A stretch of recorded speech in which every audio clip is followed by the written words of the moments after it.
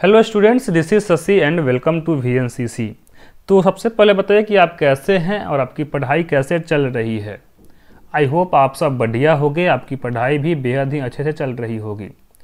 तो स्टूडेंट्स, आज के इस सेशन में हम लोग करने वाले हैं क्लास 10th की चैप्टर नंबर जो ये हमारा फिजिक्स का चैप्टर नंबर 1 है एक्चुअली, प्रकाश के परावर्तन और अपवर्तन, जिससे आज हम लोग बहुत ही VVI क्वेश्चन करने वाले हैं। आइए एकदम ही आराम से, एकदम ही प्यार से और एकदम ही सहजता के साथ हम अपने आज के सेशन को यहीं पे शुरू करते हैं। सबसे पहला क्वेश्चन आपके सामने है। देखिए क्वेश्चन में क्या बोला जा रहा है और अपना आंसर जो है कमेंट सेक्शन में करते रहिए। देखिए यहाँ पे बोला जा रहा है प्रकाश की किरण गमन करती है। प्रकाश की किरण एक्चुअली कौन सी रेखा में गमन करती है? आपके ऑप्शन है सीधी रेखा में, ऑप्शन बी है टेढ़ी रेखा में, ऑप्शन सी है किसी भी दिशा में, या ऑप्शन डी इनमें से कोई नहीं। तो देखिए प्रकाश का जो किरण होता है हमेशा सीधी रेखा में गमन करता है, तो ऑप्शन ए हमारा हो जाएगा सही आंसर। ठीक, चलिए अब हम बढ़ते हैं क्वेश्चन नंबर 2 पे। क्वेश्चन नंबर 2 आपके सामने है। इसमें क्वेश्चन में बोला जा रहा है प्रकाश का वेग न्यूनतम होता है। प्रकाश का वेग सबसे कम कहाँ पे होता है?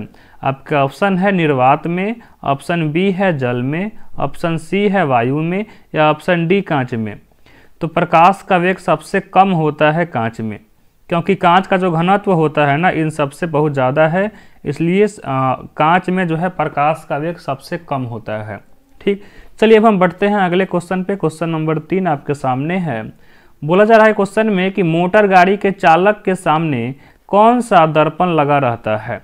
मोटर गाड़ी के चालक के सामने कौन सा दर्पण लगा रहता है? ऑप्शन ए में है समतल दर्पण, ऑप्शन बी में है उत्तल दर्पण, ऑप्शन सी में है अवतल दर्पण, और ऑप्शन डी में है उत्तल लेंस।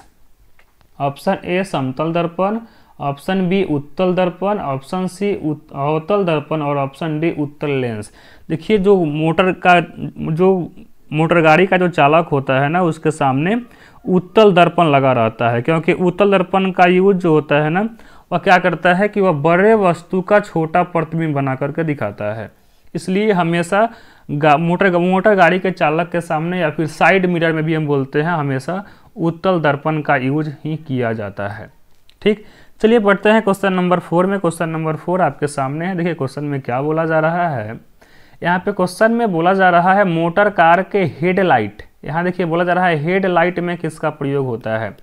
मोटर कार के हेडलाइट में किसका प्रयोग होता है? आपके ऑप्शन है यहाँ पे समतल दर्पण, ऑप्शन बी में है उत्तल दर्पण, ऑप्शन सी में है अवतल दर्पण, और ऑप्शन डी में है उत्तल लेंस। तो देखिए मोटर कार के हेडलाइट में अवतल दर्पण का यूज होता है और मोटर कार के साइड मिरर में उत्तल दर्पण का यूज होता है।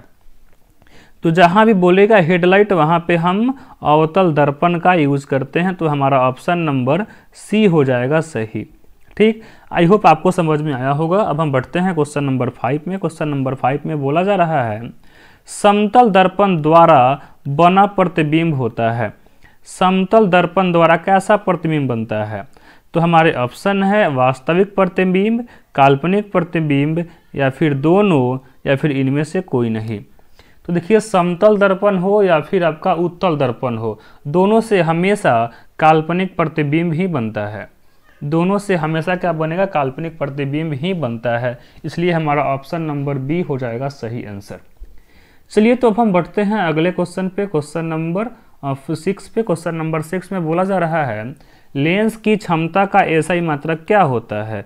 लेंस की क्षमता का एसआई मात्रक दो होता है। एक होता है मीटर पर -1 या फिर डायोप्टर। तो लेंस की क्षमता का एसआई मात्रक होता है हमारा डायोप्टर। डायोप्टर हो जाएगा हमारा ऑप्शन नंबर ए सही आंसर। ठीक, तो चलिए अब हम बढ़ते हैं अगले क्वेश्चन पे। क्वेश्चन नंबर 7 आपके सामने है। देखिए क्वेश्चन में क्या बोला जा रहा है। यहाँ पे क्वेश्चन में है प्रकाश के किरणों का पथ दर्शाने वाले चित्र को क्या कहा जाता है? फिर से पढ़ देते हैं। प्रकाश की किरणों का पथ दर्शाने वाले चित्र को क्या कहा जाता है? ऑप्शन ए में है किरण आरेख, ऑप्शन बी में है फोकस, ऑप्शन सी में है किरण पुंज, और ऑप्शन डी में है इनमें से कोई नहीं। देखिए प्रकाश के किरणों को पथ को दर्शाने वाले चित्र को हम कहते हैं किरण आरेख। क्या बोलेंगे इसको? किरण आरेख। किरण आरेख, रे डायग्राम इसको बोला जाता है, यानी किरण आरेख। ठीक, तो हमारा ऑप्शन नंबर ए हो जाएगा सही आंसर। ठीक, तो चलिए अब हम बढ़ते हैं क्वेश्चन नंबर 8 पे। क्वेश्चन नंबर 8 में क्या बोला जा रहा है, 2D क्षमता वाले लेंस का फोकसांतर क्या होगा। 2D क्षमता वाले लेंस का फोकसांतर क्या होगा।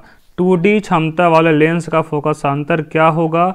ऑप्शन ए में है 20 सेंटीमीटर, ऑप्शन बी में है 30 सेंटीमीटर, ऑप्शन सी में है 40 और ऑप्शन डी में है 50 सेंटीमीटर। तो यहाँ देखिए लेंस की क्षमता का फॉर्मूला होता है P = 1/f होता है।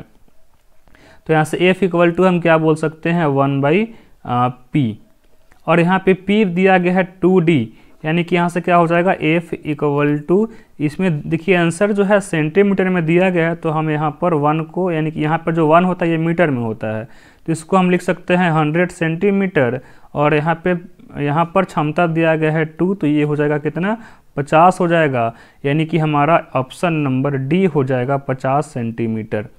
50 सेंटीमीटर हो जाएगा हमारा ऑप्शन। यदि किसी लेंस की क्षमता 2D है तो उसका फोकसांतर हो जाएगा 50 सेंटीमीटर। चलिए बढ़ते हैं क्वेश्चन नंबर 9 में। क्वेश्चन नंबर 9 में क्या बोला जा रहा है, किसी उत्तल लेंस का फोकसांतर 50 सेंटीमीटर है तो उसकी क्षमता क्या होगा। देखिए इसके पहले वाले क्वेश्चन में क्या था कि अगर 2D क्षमता है तो उसका फोकसांतर हो रहा था 50 सेंटीमीटर। अब जो है क्वेश्चन उल्टा है, अब फोकसांतर दिया गया है 50, तो बताना है कि इसका क्षमता क्या होगा। लेकिन हाँ, यहाँ पे बोला जा रहा है उत्तल लेंस के लिए बोला जा रहा है, यहाँ पे बोला जा रहा है उत्तल लेंस के लिए बोला जा रहा है। देखिए उत्तल यहाँ तो आंसर होगा हमारा 2D ही होगा, तो यहाँ पे 5D नहीं होगा और -5D नहीं होगा। अब यहाँ बचा कि यहाँ प्लस साइन के साथ होगा या फिर माइनस साइन के साथ होगा। तो यहाँ देखिए बोला जा रहा है उत्तल लेंस के लिए, तो उत्तल लेंस का जो होता है ना क्षमता, वह हमेशा धनात्मक ही होता है, इसलिए हमारा ऑप्शन नंबर डी हो जाएगा +2D। अगर किसी उत्तल लेंस का फोकसांतर 50 सेंटीमीटर है तो उसका क्षमता जो होगा +2D हो जाएगा, 2 डायोप्टर हो जाएगा। ठीक, तो आई होप आपको समझ में आया होगा। अब हम बढ़ते हैं क्वेश्चन नंबर 10 में। क्वेश्चन नंबर 10 में क्या बोला जा रहा है, क्वेश्चन नंबर 10 में बोला जा रहा है प्रकाश के किरणों के समूह को क्या कहते हैं। प्रकाश के किरणों के समूह को क्या कहते हैं। ऑप्शन ए में है प्रकाश स्रोत, ऑप्शन बी है किरण पुंज, ऑप्शन सी है प्रदीप्त और ऑप्शन डी है प्रकीर्णन। प्रकाश के किरणों को समूह को क्या कहते हैं, तो हमारा आंसर हो जाएगा ऑप्शन नंबर बी। प्रकाश के किरणों के समूह को हम बोलते हैं किरण पुंज। और किरण पुंज होता है 3 तरह का, एक होता है अपसारी, अभिसारी और समांतर। ठीक, तो यहाँ से हो जाएगा हमारा प्रकाश के किरणों के समूह को बोलते हैं किरण पुंज। चलिए बढ़ते हैं अगले क्वेश्चन पे। क्वेश्चन नंबर 11 पे क्या बोला जा रहा है, यहाँ क्वेश्चन है उत्तल लेंस की क्षमता होती है। तो अभी हम क्वेश्चन नंबर 10 में किए थे, नहीं क्वेश्चन नंबर 10 में ही नहीं, क्वेश्चन नंबर 9 में किए थे हम लोग कि उत्तल लेंस का जो क्षमता होता है यानी कि जो पावर होता है वह हमेशा पॉजिटिव यानी कि धनात्मक होता है। तो उत्तल लेंस का जो होगा ना क्षमता वह हमेशा होता है धनात्मक, यानी कि ऑप्शन नंबर ए हो जाएगा हमारा सही आंसर। चलिए बढ़ते हैं अगले क्वेश्चन पे। यहाँ बोला जा रहा है इस क्वेश्चन में 12 नंबर क्वेश्चन में है कि अवतल लेंस की क्षमता क्या होती है। तो देखिए उत्तल लेंस की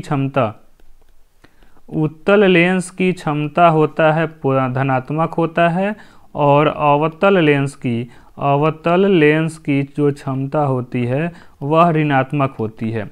अब यहाँ पे आपके मन में क्वेश्चन आ रहा होगा कि आखिर ऐसा होता क्यों है, और हम इसको बहुत बच्चे इसमें रहते हैं कन्फ्यूज कि क्या होगा सही आंसर। तो देखिए मैं आपको अभी याद करा देता हूँ कि कैसे हम बता पाते हैं कि किसका धनात्मक होगा और किसका ऋणात्मक होगा। देखिए ये होता है हमारा ये जो हो गया हमारा उत्तल लेंस हो गया, इसको हम बोलते हैं प्रधान अक्ष। देखिए ये क्या होता है कि यहाँ पर हो जाएगा हमारा फोकस केंद्र, यानी प्रकाश केंद्र, ये होता है वो। देखिए जब भी कोई लाइट रे आता है ना तो हमेशा ऐसे आकर के और यहाँ पे टकराने के बाद ये जो है अपवर्तन के बाद ऐसे निकलता है ये हमारा प्रकाश का किरण। तो यहाँ देखिए इस साइड को हम बोलते हैं निगेटिव और इस साइड को बोलते हैं पॉजिटिव। तो देखिए यहाँ पर फोकस कहाँ पे बन रहा है, फोकस बन रहा है धनात्मक दिशा में, और यहाँ पर हम जानते हैं क्या कि पावर बराबर होता है 1/f।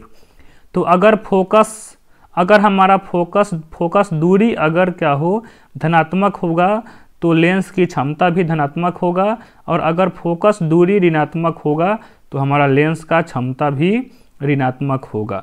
तो ये डिपेंड करता है फोकस दूरी क्या है, धनात्मक है या ऋणात्मक है। देखिए अगर यही रहता ना हमारा लेंस अवतल, तो इसका फिगर कुछ ऐसा बनता। ये हो गया हमारा प्रधान अक्ष।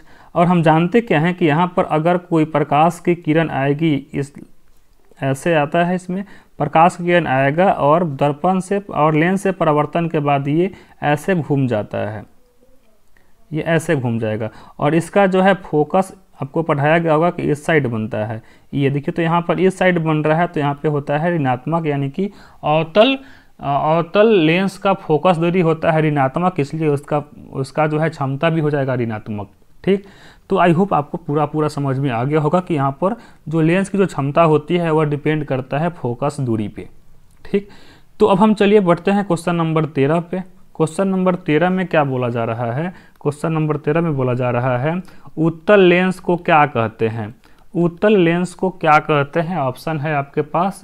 ऑप्शन ए में बोला जा रहा है अभिसारी लेंस। ऑप्शन ए में बोला जा रहा है अभिसारी लेंस। ऑप्शन बी में है द्वि उत्तल लेंस। ऑप्शन सी में है अपसारी लेंस, और ऑप्शन डी में है इनमें से कोई नहीं। देखिए उत्तल लेंस को हम क्या बोलते हैं? देखिए उत्तल लेंस जो होता है ना, जो भी प्रकाश का किरण आता है ना, तो उन सबको जो है एक पॉइंट पे ला देता है। जैसे ये गया हमारा प्रकाश का किरण और यहाँ से ये ऐसे निकल जाता है, उसके बाद ये जाएगा प्रकाश का किरण, तो यहाँ से यहाँ पे आफ्टर रिफ्रैक्शन ये यहाँ से ये पास करेगा। तो देखिए क्या यहाँ पे क्या हो रहा है, यहाँ पर जो किरण जो आ रही है ना, किसी एक बिंदु स्रोत पर आकर के मिल जा रही है, इसलिए हम बोलते हैं अभिसारी लेंस। क्या बोलेंगे? उत्तल लेंस को हम बोलते हैं अभिसारी लेंस। उत्तल लेंस को बोलते हैं अभिसारी लेंस। ठीक, तो चलिए अब हम बढ़ते हैं क्वेश्चन नंबर 14 पे। क्वेश्चन नंबर 14 में क्या बोला जा रहा है? अवतल लेंस को हम क्या कहते हैं? अवतल लेंस को हम क्या कहते हैं? फिर वही यहाँ पर ऑप्शन है अभिसारी लेंस, द्वि अवतल लेंस, ऑप्शन सी में है अपसारी लेंस, और ऑप्शन डी में है इनमें से कोई नहीं। देखिए अवतल लेंस क्या करता है, जो भी प्रकाश के किरण आते हैं ना, उसको जो है ये डाइवर्ट कर देता है, ऐसे इसको डाइवर्ट कर देता है, इसलिए हम अवतल लेंस को बोलते हैं अपसारी लेंस। क्या बोलेंगे? अपसारी लेंस, यानी कि डाइवर्जेंट लेंस। ठीक, डाइवर्जिंग लेंस बोलते हैं हम अवतल लेंस को। तो ये हो जाएगा हमारा क्वेश्चन नंबर 14 का ऑप्शन नंबर सी हो जाएगा हमारा सही आंसर। चलिए अब हम बढ़ते हैं क्वेश्चन नंबर 15 में। क्या बोला जा रहा है? निम्न में से कौन सा पदार्थ लेंस बनाने में प्रयुक्त नहीं किया जा सकता है?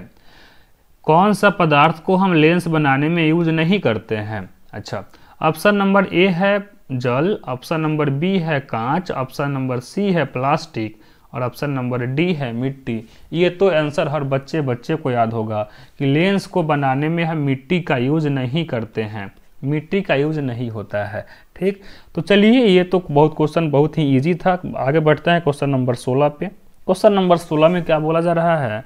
किस दर्पण से हमेशा वस्तु से छोटा प्रतिबिंब प्राप्त होता है? किस दर्पण से हमेशा वस्तु से छोटा प्रतिबिंब प्राप्त होता है? आपका ऑप्शन है ए समतल, ऑप्शन बी है उत्तल, ऑप्शन सी है अवतल, ऑप्शन डी है कोई नहीं। जल्दी से अपना आंसर जो है कमेंट सेक्शन में डालिए। वस्तु का हमेशा छोटा प्रतिबिंब कौन से दर्पण में बनता है? किस दर्पण में वस्तु का सबसे छोटा प्रतिबिंब बनता है? तो यहाँ देखिए, जो हमारा समतल दर्पण है इसमें तो हमेशा वस्तु के बराबर प्रतिबिंब बनता है। ऑप्शन बी और ऑप्शन सी को देखें, अगर हम अवतल, तो इसमें जो है वस्तु का प्रतिबिंब बड़ा भी बनता है और छोटा भी बनता है। अब ये डिपेंड करेगा कि कहाँ पे वस्तु को रखा गया है। अब जो हमारा उत्तल जो दर्पण होता है ना, उत्तल दर्पण, इससे हमेशा हमें छोटा प्रतिबिंब बनता है। इससे जो हमेशा जो है छोटा प्रतिबिंब बनता है। उत्तल दर्पण के द्वारा हमेशा वस्तु का छोटा प्रतिबिंब बनता है। तो और इसी के कारण हम इसको जो है गाड़ी के साइड मिरर या फिर साइड मिरर में ही इसका यूज़ करते हैं, क्योंकि ये वस्तु का जो है छोटा प्रतिबिंब बना करके दिखाता है। चलिए बढ़ते हैं क्वेश्चन नंबर 17 पे। क्वेश्चन नंबर 17 में क्या बोला जा रहा है, किस दर्पण से वस्तु का बड़ा प्रतिबिंब बनता है। किस दर्पण से वस्तु का बड़ा प्रतिबिंब बनता है, किस दर्पण से वस्तु का बड़ा प्रतिबिंब बनता है। तो यहाँ देखिए समतल से तो कभी नहीं बनेगा, क्योंकि समतल से जो है वस्तु के बराबर आकार का प्रतिबिंब बनता है। उत्तल में हमेशा छोटा बनता है। तो बचा कौन, अवतल। अवतल से जो है हमेशा वस्तु का बड़ा प्रतिबिंब बनता है। लेकिन हाँ, इसका कंडीशन है कि अगर वस्तु जो है ध्रुव और फोकस तक रहेगा तो बड़ा बनता है, उसके बाद फिर प्रतिबिंब जो है छोटा बनने लगता है। चलिए तो हम बढ़ते हैं अगले क्वेश्चन पे, 18 नंबर क्वेश्चन पे। इसका तो आंसर होगा हमारा ऑप्शन नंबर बी, अवतल। 18 नंबर क्या बोला जा रहा है, प्रकाश के परावर्तन के कितने नियम होते हैं। प्रकाश के परावर्तन के कितने नियम होते हैं। तो देखिए प्रकाश का परावर्तन हो या फिर अपवर्तन हो, प्रकाश का परावर्तन हो या फिर अपवर्तन हो, दोनों में दो ही नियम होता है। दोनों के लिए दो ही नियम होता है। यहाँ पर हमारा आंसर हो जाएगा 2। प्रकाश के परावर्तन हो या फिर अपवर्तन हो, दोनों का दो ही नियम होता है। चलिए हम बढ़ते हैं 18 नंबर क्वेश्चन में। 18 नंबर क्वेश्चन में क्या बोला जा रहा है, जब प्रकाश की किरण हवा से कांच में प्रवेश करती है तो वह मुड़ जाता है। तो यहाँ देखिए, यहाँ पर कोई जो है प्रकाश का किरण हवा से कोई कांच में आ रहा है, यानी कि कम घनत्व से अधिक घनत्व में आ रहा है। तो क्या होगा, ये जो है अभिलंब की ओर मुड़ जाता है, ऐसे मुड़ जाता है। अगर कोई प्रकाश की किरण कम घनत्व से अधिक घनत्व में आ रहा है तो वह हमेशा अभिलंब की ओर मुड़ जाता है, यानी कि अभिलंब के निकट आता है। तो ऑप्शन देखें, अभिलंब से दूर जाता है, जो कि नहीं होगा। ऑप्शन बी, अभिलंब के निकट आता है, बिल्कुल अभिलंब के निकट आता है। तो ये हो गया हमारा option number B, question number 19 का। लेकिन हाँ, अगर कोई प्रकाश की किरण अधिक घनत्व से जाएगा कम घनत्व में, जैसे अगर कि यही प्रकाश अब ऐसे आकर के फिर हवा में जाएगा, तो अब ये अभिलंब से जो है दूर भागता है, अब ये अभिलंब से दूर भागेगा। ठीक, तो यहाँ पर आप लोग याद रखिएगा कि अगर कोई प्रकाश की किरण कम घनत्व से आ रहा है अधिक घनत्व में, तो हमेशा वह अभिलंब के निकट आएगा। लेकिन अगर अधिक घनत्व से जा रहा है कम घनत्व में, तो वह जो है अभिलंब से दूर भागता है। ठीक, चलिए जी, तो अब हम बढ़ते हैं क्वेश्चन नंबर 20 पे। क्वेश्चन नंबर 20 में क्या बोला जा रहा है, फोटोग्राफिक कैमरा का अभिदृश्यक होता है। फोटोग्राफिक कैमरा का अभिदृश्यक क्या होता है। ऑप्शन ए में है उत्तल लेंस, ऑप्शन बी में है अवतल लेंस, ऑप्शन सी में है उत्तल दर्पण और ऑप्शन डी में है अवतल दर्पण।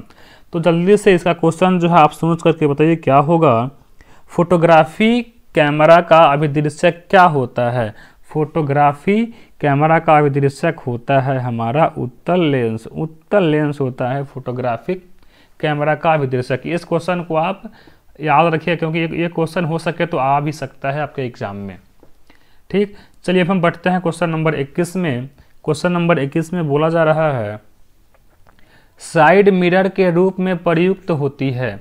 साइड मिरर के रूप में कौन सा दर्पण प्रयुक्त होता है। तो देखिए, साइड मिरर में हम हमेशा उत्तल दर्पण का यूज करते हैं, क्योंकि उत्तल दर्पण बड़े वस्तु का छोटा प्रतिबिंब बनाता है। ठीक, तो हम साइड मिरर में हमेशा उत्तल दर्पण का यूज करते हैं। तो चलिए अब हम बढ़ते हैं क्वेश्चन नंबर 22 पे। क्वेश्चन नंबर 22 में बोला जा रहा है, एक अवतल दर्पण की फोकस दूरी 10 सेंटीमीटर है, तो उसकी वक्रता त्रिज्या क्या होगी। ऑप्शन नंबर ए में है 10 सेंटीमीटर। जरा क्वेश्चन को फिर से पढ़ लीजिए। एक अवतल दर्पण की फोकस दूरी 10 सेंटीमीटर है, तो उसकी त्रिज्या क्या होगी। ऑप्शन नंबर ए में है 10, ऑप्शन नंबर बी में है 20, ऑप्शन नंबर सी में है 5 और ऑप्शन डी में है 40 सेंटीमीटर। देखिए, आप सबको एक फार्मूला पढ़ाया गया होगा कि F बराबर होता है R/2, यानी कि जो फोकस दूरी होता है वह वक्रता त्रिज्या का आधा होता है। तो जब यहाँ पर फोकस दूरी दिया गया है 10 तो r बराबर हो जाएगा हमारा 20 सेंटीमीटर।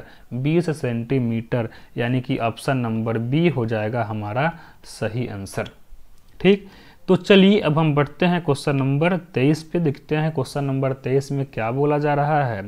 क्वेश्चन नंबर 23 में बोला जा रहा है निर्गत किरण और अभिलंब के बीच के कोण को क्या कहते हैं। निर्गत किरण एवं अभिलंब के बीच के कोण को क्या कहते हैं। देखिए इस क्वेश्चन में बहुत सारे बच्चे जो है रहते हैं कंफ्यूज। सबसे पहले उनको तो ये मालूम ही नहीं होता है कि हम किसको, कौन से किरण को बोलते हैं निर्गत किरण। तो आइए हम आपको यहाँ पे एकदम डिटेल से बता देते हैं किस किरण को हम बोलते हैं निर्गत किरण। देखिए ये हो गया हमारा कांच हो गया, ठीक। और सपोज ये प्रकाश की किरण यहाँ से आया, अब ये कहाँ जा रहा है, अब ये जा रहा है हमारा कांच में, तो ये क्या होगा, अभिलंब के निकट आएगा। ये अभिलंब के अब यहाँ से आएगा निकट। देखिए इसको कायदे से इस किरण को जो है ऐसे निकलना चाहिए था, लेकिन ये क्या, कहाँ पे ये जो है बैंड हो जा रहा है। अब फिर क्या होगा कि अब ये जो प्रकाश आ रही है ना, ये अब क्या होगा यहाँ से, अब ये फिर हवा से, देखिए ये जो हवा से आकर के कांच में आया था और ये फिर अब हवा में जा रही है। ठीक, आप जरा बात को ध्यान से सुनिएगा। किरण जो है हवा से आकर के कांच में गया है और फिर अब ये निकाल रहा है हवा में, तो जाहिर सी बात है कि ये जो है अभिलंब से दूर भागेगा। ये जो है अभिलंब से दूर भागेगा। तो देखिए इस किरण को हम बोलते हैं आपतित किरण।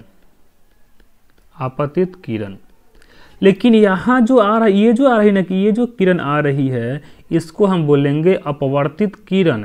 लेकिन इस पॉइंट के बाद अब क्या हो रहा है, मीडियम चेंज हो रहा है। ठीक, तो अब इस पॉइंट के लिए हम इसको बोलेंगे निर्गत किरण। क्या बोलेंगे, इस पॉइंट के लिए, ध्यान से देखिए, इस पॉइंट के लिए हम इस किरण को बोलेंगे निर्गत किरण। निर्गत किरण। तो बोल रहा है कि निर्गत किरण और अभिलंब के बीच का कोण, हम जरा यहाँ पे जरा फिगर को जरा साफ कर देते हैं फिर से। बोला जा रहा है कि यहाँ जो अभिलंब है और ये जो आया निर्गत किरण, यहाँ पे जो कोण बना, इस कोण को हम क्या बोलेंगे, तो इस कोण को हम बोलते हैं निर्गत कोण। क्या बोलेंगे, निर्गत कोण। ऑप्शन नंबर सी हो जाएगा हमारा आंसर। देखिए इस पॉइंट के लिए, इस पॉइंट के लिए ये हो गया हमारा आपतित किरण, लेकिन इस पॉइंट के लिए ये जो आ रहा है ना किरण, इसको हम बोलेंगे निर्गत किरण। ठीक, तो चलिए अब हम बढ़ते हैं अगले क्वेश्चन की ओर। अब हम बढ़ते हैं अगले क्वेश्चन की ओर। क्वेश्चन नंबर 24 पे आते हैं। बोला जा रहा है सरल सूक्ष्मदर्शी। सरल सूक्ष्मदर्शी में किसका उपयोग होता है। जरा जल्दी से सोच करके बताइए कि सरल सूक्ष्मदर्शी में कौन सा लेंस का या फिर कौन सा दर्पण का यूज किया जाता है। आपका ऑप्शन आपके सामने है। ऑप्शन ए में है अवतल दर्पण, ऑप्शन बी में है उत्तल दर्पण, ऑप्शन सी में है अवतल लेंस और ऑप्शन डी में है उत्तल लेंस। तो यहाँ देखिए सरल सूक्ष्मदर्शी में हमेशा हम उत्तल लेंस का प्रयोग करते हैं। सरल सूक्ष्मदर्शी में हमेशा उत्तल लेंस का प्रयोग होता है। आप यहाँ पर जरा ध्यान से सुनिए, हम लेंस बोल रहे हैं ना कि दर्पण। उत्तल दर्पण छोटा प्रतिबिंब बनाता है, लेकिन उत्तल लेंस जो है छोटा भी बनाता है, वस्तु के बराबर भी बनाता है और वस्तु से बड़ा भी बनाता है। तो इस बात को आप ध्यान रखिए, हम लेंस बोल रहे हैं, उत्तल लेंस बोल रहे हैं। ठीक, तो ऑप्शन नंबर डी हो जाएगा हमारा सही आंसर। तो चलिए अब हम बढ़ते हैं अगले क्वेश्चन पे। यहाँ पे क्वेश्चन नंबर 25 में देखिए क्या बोला जा रहा है। किस लेंस के द्वारा सिर्फ काल्पनिक प्रतिबिंब बनता है। किस लेंस के द्वारा सिर्फ काल्पनिक प्रतिबिंब बनता है। आपका जो यहाँ पर ऑप्शन है उत्तल, ऑप्शन बी में अवतल, ऑप्शन सी में बाईफोकल, ऑप्शन डी में इनमें से कोई नहीं। तो देखिए अगर यहाँ पे रहता दर्पण, अगर रहता दर्पण तो हमारा आंसर होता उत्तल, उत्तल या फिर समतल, समतल। ठीक, लेकिन यहाँ पर है लेंस, तो यहाँ पर अवतल लेंस, लेंस और दर्पण में सीधा उल्टा हो जाता है। ठीक, तो अगर यहाँ पे रहता दर्पण तो हम आंसर करते उत्तल, लेकिन यहाँ पे बोल रहा है लेंस, तो उत्तल लेंस के द्वारा, सॉरी यहाँ पर बोल रहा है लेंस, तो हम यहाँ पर आंसर लिखेंगे अवतल। अवतल लेंस के द्वारा हमेशा काल्पनिक प्रतिबिंब बनता है। फिर से सुनिए, अवतल लेंस के द्वारा हमेशा काल्पनिक प्रतिबिंब बनता है, लेकिन उत्तल दर्पण के द्वारा हमेशा काल्पनिक प्रतिबिंब बनता है। आप इस बात को हमेशा के लिए याद रखिएगा, कंफ्यूज नहीं होना है। जहाँ बोलेगा लेंस वहाँ हम क्या डालेंगे, अवतल, और जैसे ही बोलेगा दर्पण हमें आंसर लिखेंगे उत्तल। ठीक, तो मैं ये आशा करता हूँ कि आज हमने आपको 25 क्वेश्चन कराए हैं। आपको जो है सभी क्वेश्चन का आंसर समझ में आया होगा। अगर आपको सभी क्वेश्चन का आंसर समझ में आ गया है तो हम आज से अब डेली आपके लिए ऐसे ही 25 या 30 क्वेश्चन साइंस का और मैथ का डेली लेकर के आएंगे। तो जो लोग हमारे साथ नहीं जुड़े हैं, आप लोग ज़रा क्या करिए, जो हमारा ये चैनल है उसको आप लोग सब्सक्राइब कर दीजिए और हमारे साथ जुड़ जाइए। अब हम क्या करेंगे, डेली आपके लिए ऐसे ही इम्पॉर्टेंट क्वेश्चन डेली लेकर के आएंगे। ठीक, तो आज के लिए बस इतना ही। आप लोग ऐसे ही हंसते रहिए, मुस्कुराते रहिए और अपना पढ़ाई करते रहिए। तब तक के लिए थैंक यू वेरी मच।